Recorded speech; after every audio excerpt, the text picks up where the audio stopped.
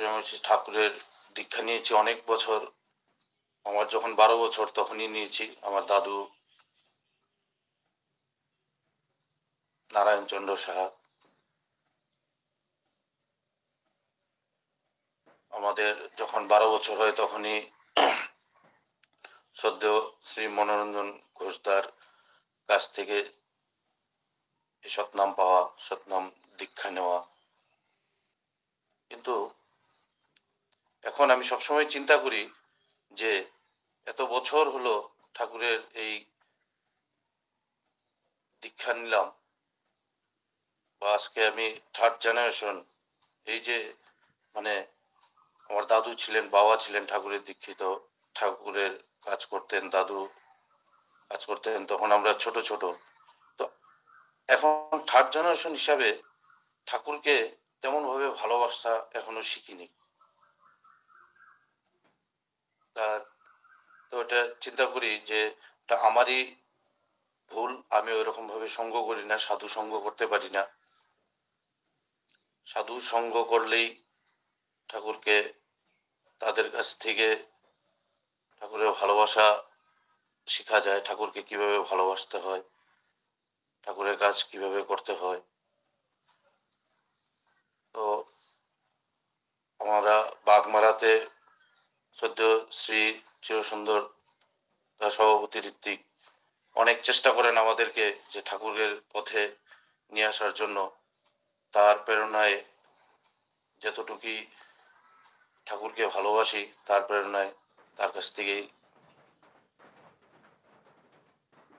শুনি বা শিখায় আমাদেরকে, বা পথ দেখায় যে এই পথে চলো, ঠাকুরের কাজ করো, যাজন করো। এই ডিপি ওয়ার্কের কাজের জন্য সবসময় ডাকেন স্যার আমাদেরকে যে প্রতিদিন সন্ধ্যা হলে আমার সাথে আসবা, দেখা করবো, আমাকে ফোন করে আসবে। তো আমরা ওই ব্যবসা নিয়েই ব্যস্ত থাকি, তার জন্য সঙ্গ করতে পারি না। তো ছোট ভাইয়ের মতো অনেক শাসন করেন আমাদেরকে আসার জন্য।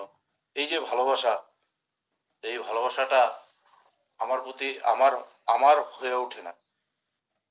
আমি আমি ঠাকুরকে ভালোবাসি না, তাই ঠাকুরের কাজ করতে পারি না।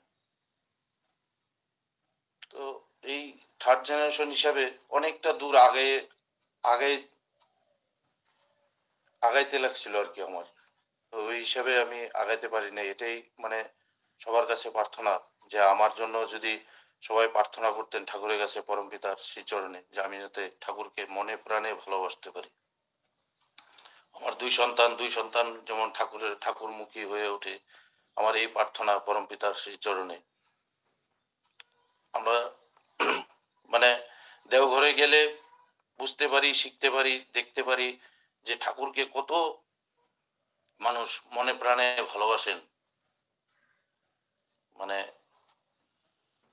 আচার্য দাদার সামনে বসে থাকলে তা দেখা যায়, শিখা যায়। আমরা যখনই দেওঘর যাই, আমরা সুন্দর খালি হাতে যাই, শুধু মুখেই বলি তাকে ভালোবাসি, ভালোবাসি। তো অনেকেই দেখি সবাই ব্যাগ ভরে, ডালা ভরে কি সুন্দর সাজিয়ে নিয়ে, মানে আচার্য দাদার জন্য, ঠাকুর পরিবারের জন্য কত কিছু নিয়ে যান, কিন্তু আমরা দেখাও এটা শিখতে পারি না। তার মধ্যে আমি তখন চিন্তা করি যে আমাদের তার প্রতি আমার ভালোবাসা, প্রেম, ওই ভালোবাসাটা নেই। তার জন্যই আমাদের এই ভালোবাসাটা হয়ে ওঠে না। তো কোন সময় কোনো এক দাদার, ঋত্বিক দাদার সঙ্গ করে তার কাছ থেকে আলোচনার মাধ্যমে শুনতে পারি এক দাদা এবং বৌদি আর এই ছোট একটা বাচ্চা, তার পরিবার নিয়ে তিনজনই তারা তো ঠাকুরকে দর্শন করতে যান। তখন অনেক কিছু সামগ্রী নিয়ে যান ঠাকুরের কাছে। নেওয়া যাওয়ার পরে স্বামী স্ত্রী দুজনে প্রণাম করে ওই সামগ্রীটা ঠাকুরের কাছে যখন দেন, তখন ঠাকুর বলছেন যে যা বড় বউয়ের কাছে নিয়ে দিয়ে আস। তখন ওই বড় বউয়ের কাছে যখন নিয়ে যান, তখন ওই বাচ্চাটা বলতেছে যে বাবা আর মা তো ঠাকুরের জন্য কিছু নিয়ে আসছেন, ছোট বাচ্চা 5 বছরের, তা আমি তো কিছু নিয়ে আসি নাই, আমি কি দিব ঠাকুরকে, আমি বর্মাকে কি দিব। তখন ওই ছোট বাচ্চা হিসেবে তার জ্ঞানে বুঝলো, তো বাবার কাছ থেকে বললো বাবা আমাকে একটা টাকা দাও তো। তখন ওই 1 টাকা নিয়ে দৌড়ে ওই গেটের সামনে দোকান থেকে 1 টাকার চকলেট নিয়ে আসলো। নিয়ে এসে ঠাকুরকে প্রণাম করে ঠাকুরকে চকলেট দিলেন। ঠাকুর খুব খুশি হলেন। বললেন ওই ছেলেটাকে যে, বাবুরে আমার চকলেট তো খুব ভালো লাগে, কিন্তু আমাকে কেউ দেয় না, তুই আমাকে দিয়েছিস, খুব ভালো হয়েছে, আমার চকলেট খাওয়ার খুব ইচ্ছা। ওই চকলেট নিলেন, নেওয়ার পরে সবগুলো চকলেটই নিলেন, নেওয়ার পরে আবার ঠাকুর একটা চকলেট রেখে বাদ বাকি চকলেটটা ওই ছেলেটার হাতে দেন। দেওয়ার পরে ওই ছেলেটা যখন বর্মাকে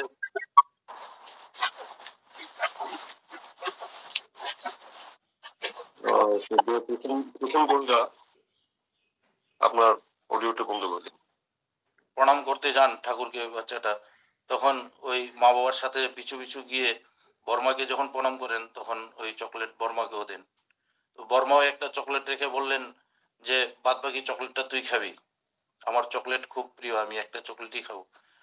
তো এই যে ভালোবাসা, ওই বাচ্চাটাকে কিন্তু কেউ শিখিয়ে দেয় নাই, বা নিজের থেকেই ওই যে ঠাকুরের প্রতি প্রেম ভালোবাসা। তো আমরা এই যে থার্ড জেনারেশন হিসাবে আমি ওরকম ভাবে ঠাকুরকে ভালোবাসতে পারিনি এখনো।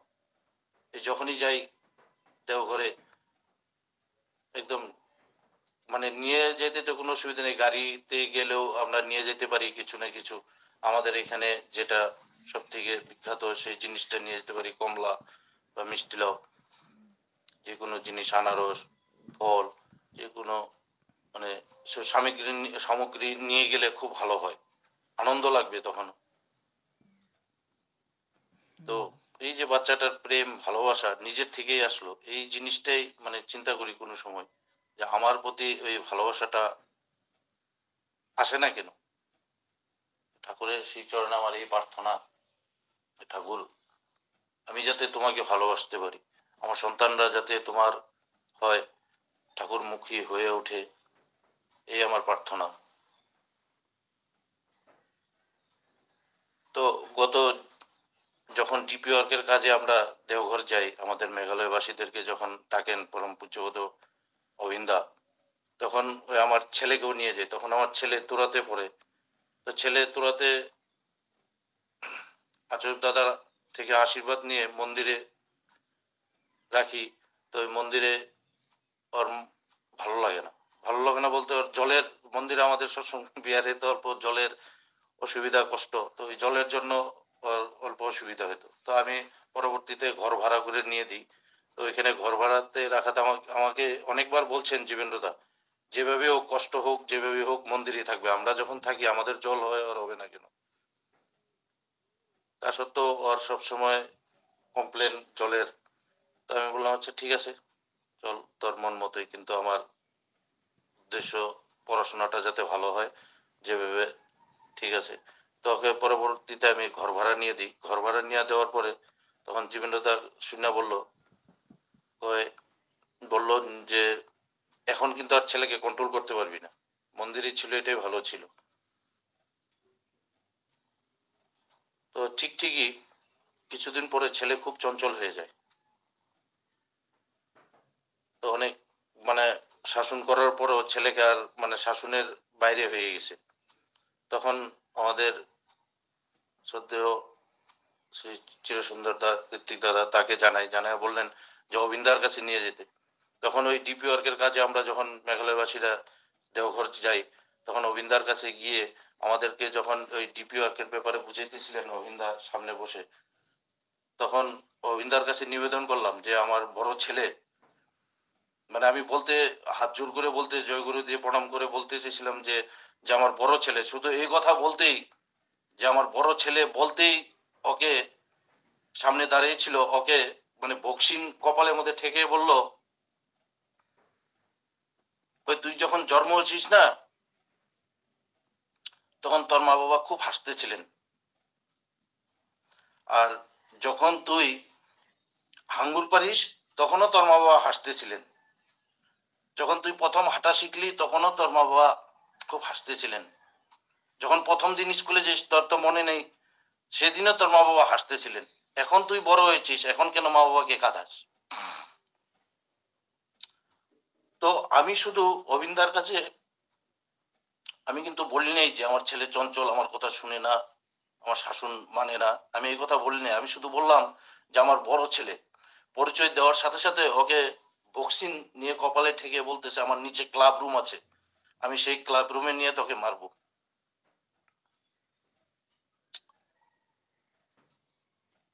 তো এই যে আমি না বলার আগেই উনি শাসন করলেন, সেই শাসনে ছেলে এখন খুবই ভালো। ওই চঞ্চলামি ভাবটা নেই। এখন মানে ওকে নিয়ে আমার টেনশন হয় না, চিন্তা হয় না। এখন যে বাইরে আছে তাতে আমার কোনো ওকে নিয়ে টেনশন নাই। ওই ভালো মতোই আছে। ওই চঞ্চলামি ভাবটা তারপর থেকে আর ওর ভিতরে নেই। এই যে তাদের যে আকর্ষণ, তাদের যে একটা নজর, তাদের দৃষ্টি, ওই দৃষ্টি পড়ার সাথে সাথে আমাদের কুদৃষ্টিগুলো সব নষ্ট হয়ে যায়। তাই আমরা সন্তানদেরকে শুধু আমাদের নিয়ে গিয়ে কোনো কিছু বলতে হয় না, তাদের নজরে পড়লেই মঙ্গল। তাদের কাছে শুধু আমাদের প্রত্যেক বছরে একবার করে হলেও আমরা যাতে সন্তানদেরকে নিয়ে আচেব দাদার দর্শন করাতে পারি, অবিন্দার দর্শন করতে পারি, ঠাকুরের দর্শন করাতে পারি। এটা করলেই হবে আমাদের, ওদের মঙ্গলের জন্য। শুধু আমাদের দেওঘর নিয়ে গেলে আমি ভাবি যে ওদের মঙ্গলের জন্য আর আলাদা করে কিছু চেতে হবে না, তাতেই মঙ্গল। শুধু তাদের দৃষ্টিতে পড়তে হয়। তো তখন আমার মামা, আমার কাকা, কাকার শালা মামাকেও নিয়ে যাই। তো সবসময় বলেন আমাকে, যখন দেওঘর যাবি আমাকে নিয়ে যাবি কোনো সময়, আমারও যাইতে ইচ্ছা করে। তো যদি না নিয়ে যাই ওটাই আমার মানে গলত হবে। তো মামাকে একবার নিয়ে যাই। মামাও গিয়ে আমার পিছু পিছু গিয়ে অবিন্দাকে প্রণাম করে বলছে, অবিন্দাকে শুধু প্রণাম করছে, প্রণাম করার সাথে সাথে মানে তার মনের অনেক কিছু বলার ছিল।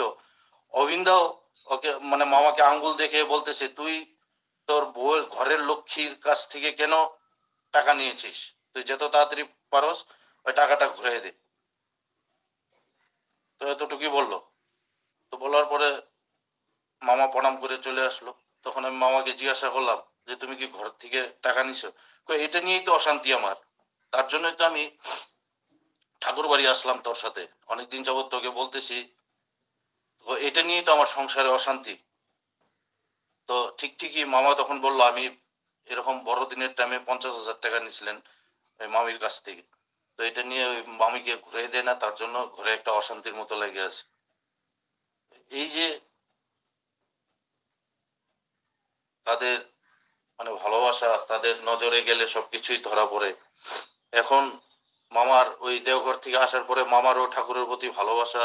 দুই বেলা সকালে স্থবিতি করে, দুই বেলা প্রার্থনা হয়তো সকালে করে না, বিকালে করে। এখন দেখি মাঝে মধ্যে সৎসঙ্গও আসে। তো এই যে তাদের দৃষ্টিতে পড়লেই আমাদের গ্রহ দুসরা সব কেটে যায়। ডিপি ওয়ার্কের কাজে যখন আমরা ট্রেনিং এর জন্য আমাদেরকে ডাকলেন, গেছি ঠিকই, কিন্তু ডিপি ওয়ার্কের কাজ সেরকম ভাবে করি না। তো এখানে আমাদের বাগমারাতে স্যার আর সদ্য নকুলদা, ওনারাই দুইজন ঘোরাঘুরি করেন। তো আমি স্যারকে বলছি যে যখন বাইরে যাবেন তখন আমাকে বলবেন, আমি বাইরের কাজগুলো করব। লোকালে আপনার নকুলদা করতেছেন। তো বাইরে বলতে একবার আমরা রংরাতে যাই, রংরাতে গিয়ে ডিপি ওয়ার্কের কাজে ওই সব মানে তাদের আপডেট করে নিয়ে আসলেন। তারপরে রংরাতে যখন যাই তখন বর্ষাকাল ছিল, মানে রাস্তা এত খারাপ, মানে যাওয়ার মতো কোনো রাস্তা নেই। তো আধা রাস্তা গিয়ে ওখানে যে আটকা পড়ি, একদম পাহাড় ভাঙ্গা ধস পড়া, মানে এক হাঁটু পেক। তখন ওই পেকের উপর দিয়ে কিভাবে গাড়ি নিয়ে যাবো ওইটাও চিন্তা। তো ঠাকুরকে ডাকতেছি আর মনে মনে নাম করতেছি। তখন এই নাম করতে করতেই দেখলাম যে আমার পিছন দিয়ে একটা জেসিবি আসলো, জেসিবি গাড়ি। তখন আমার মনে সাহস বাড়লো যে এখন যদি আমি এখানে আটকেও পড়ি, ওই জেসিবি গাড়ি দিয়ে আমাকে পার করে দিবে। তখন ওই জেসিবি ড্রাইভারটা আমাকে বললো যে আমি আগে আগে যাই, তুই আমার পিছে পিছে আস। তো ঠিকই ওই আগে আগে গেল, ওই লিক দিয়ে আমি সুন্দরভাবে পার হয়ে গেলাম। তো এই যে তার কাজে গেলে সেই আমাদেরকে যোগান দেন, কোথায় কোনো অসুবিধা যাতে না হয়। তো সুন্দরভাবে গেলাম রংরাতে। রংরাতে যাওয়ার পরে ওইখানে ওই ব্রিজ একটা, রংরার যে মেন ব্রিজটা বাজারে যাওয়ার, ওই ব্রিজটা উড়াই নিয়ে গেছি গিয়ে জলে, ফ্লাডে। তখন ওই জয়েস জয়েস দিয়ে রাখছিল। তখন গাড়িতে সবাই আছে, তো সবাই বলতেছে যে আমরা হাইটে যাই, তুমি খালি গাড়ি নিয়ে যাও। আমি বললাম না, বিপদে বললে সবাই একসাথেই পড়বো, সবাই একসাথে আসছি। ওই জয়েজের উপর দিয়ে ঠাকুরের নাম করতে করতে ওই জয়েজের উপর দিয়ে আমি গাড়ি নিয়ে যাই। অনেক গাড়ি যায় কিন্তু আমার সাহস নেই। কিন্তু আমি চিন্তা করছি যে ডিপি ওয়ার্কের কাজে আসছি যখন, গাড়িটা আর এখানে রেখে যাবো না, গাড়িটাও নিয়ে যাবো। ওই জয়েজের উপর দিয়ে আস্তে আস্তে আস্তে আস্তে করে গাড়ি নিয়ে আমরা ডিপি ওয়ার্কের কাজ করে আবার রংরার থেকে ঘুরে আসি। আসার পরে কিছুদিন পরে নঙ্গাল নঙ্গালে গিয়ে, সেখানে নঙ্গালে যা আমরা খোঁজ খবর নিয়ে দুইজন, একজন গুরু ভাই আর একজন নেপালি মা আছেন, তো ওনাদেরকে যাজন করে, একজন গুরু ভাইকে, উনি তো এখন দুই বেলা সকালে ইষ্টবিধি করেন, প্রার্থনা হয়তো করেন না। আর ওই গরু বোনটাকে অনেক যাজন করার পরে, দুইবার গেছি ওনার ঘরে, কিন্তু উনি আর আসলেন না ঘুরে, মানে অসুস্থ এটা ওটা বলে আমাদেরকে মানে আশা পড়ি আর কি। তো ওনাকে আর ঠিক করা হলো না আমাদের। তো ওই মার জন্য ঠাকুরের কাছে প্রার্থনা করি যাতে ওই মা সুস্থ হয়ে আবার ঠাকুরের চরণে ঠাঁই পায়, আবার যাতে ইষ্টবিধি করে, দুই বেলা প্রার্থনা করে। তো ওই নঙ্গালে ওই দাদা প্রতিদিন মানে ইষ্টবিধি করে আমাকে, যখন আমি নঙ্গাল হয়ে যাই তখন ইষ্টবিধির টাকা আমার কাছে, আমি ইষ্টবিধির টাকাটা নিয়ে যাই, আবার অর্ঘ্যবস্তি, যখন অর্ঘ্যবস্তি দেওয়ার সময় অর্ঘ্যবস্তি যখন যাই তখন দিয়ে আসি। তো আমি একদিন ওনাকে বললাম যে আপনি যে ইষ্টবিধি করেন, আপনি মন্ত্র কিভাবে বলেন? বলে যে আমি শুধু বীজ নাম করে করেই ওই ইষ্টবিধির টাকা রাখি। আমি বললাম না, এইভাবে তো না। তো ইষ্টবিধির মন্ত্রটা ওনাকে বলি, বলার পরে বললে এটা তো আমি জানি না, আমি ভুলে গেছি। তবে প্রতিদিন আমাকে সকালে, আমি বলছি যে আমাকে প্রতিদিন সকালে ফোন করবেন, তো আমি আপনাকে ইষ্টবিধির মন্ত্র বলে দেবো। তো ওনাকে ওই আমার ছেলেদেরকে যেরকম ছোটবেলা কুলে নিয়ে ইষ্টবিধি করাতাম ওরকম ভাবে, মানে খুব ভালো লাগে আর কি। তো ওনাকে ওইভাবে ফোনের মাধ্যমে, মোবাইলের মাধ্যমে ওনাকে ইষ্টবিধি মন্ত্র বলে বলে ওনাকে অনেকদিন, মানে 1-1.5 মাস ওই করালাম। করানোর পরে এখন আর কিছুদিন যাবত ওনাকে আর লাইনে পাচ্ছি না। তার মানে আমি বাইরে চলে যাওয়ার পরে উনি হয়তো আমাকে ফোনে পায় নাই বা কি। তো ওনাকে আমি একদিন বলছি যে আমি অল্প বাইরে আসছি, সকালে আমি টাইম মতো উঠতে পারতেছি না।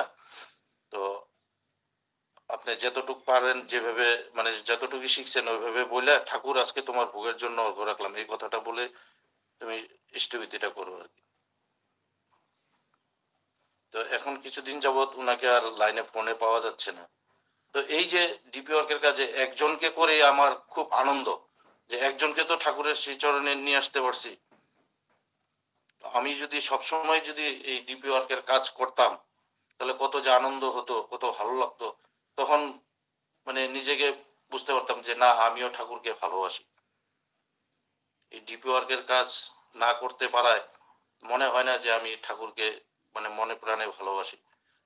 শুধু দুই বেলা প্রার্থনা আর ইষ্টবিধি করলেই তাকে ভালোবাসা, মানে মন ভরে না আর কি। তার কাজ না করতে পারলে তাকে ভালোবাসি বলে বলতে ইচ্ছা করে না।